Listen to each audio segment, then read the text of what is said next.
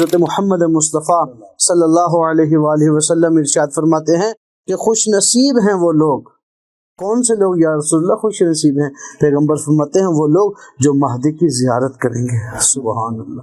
جو لوگ امام مہدی کی امامت کو مانتے ہوں گے، جو ان کی محبت کا دم بھرتے ہوں گے، وہ خوش نصیب اور خوش قسمت لوگ ہیں۔ اور پھر مولا امیر المومنین حضرت علی ابن ابی طالب علیہ السلام ارشاد فرماتے ہیں، میرے مولا فرماتے ہیں کہ آپ لوگ مولا کے ظہور کے منتظر رہو، مولا کے ظہور کا انتظار کرو، اور اللہ کے نزدیک پسندیدہ ترین عمل امام مہدی کے ظہور کا انتظار کرنا ہے۔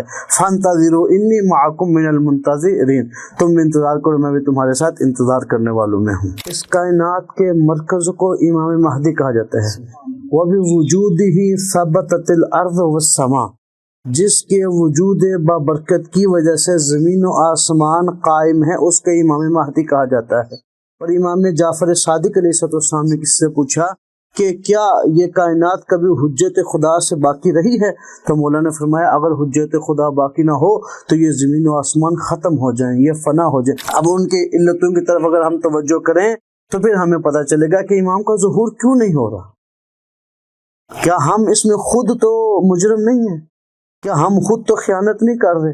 کیا ہم نے کبھی اپنا محاسبہ کیا ہے کہ ہم اپنے وقت کے امام علیہ السلام کے ساتھ کون سا رویہ رکھے ہوئے ہیں؟ اور پھر دیکھیں اگر ہم خود کو آمادہ نہیں کرتے، ہمارے اندر جو شرائط ہیں وہ نہیں پائی جاتی، تو امام کا ظہور ہو جاتا ہے، تو پھر ہمیں یہ سوچنا پڑے گا کہ ہم کس صف میں کھڑے ہیں۔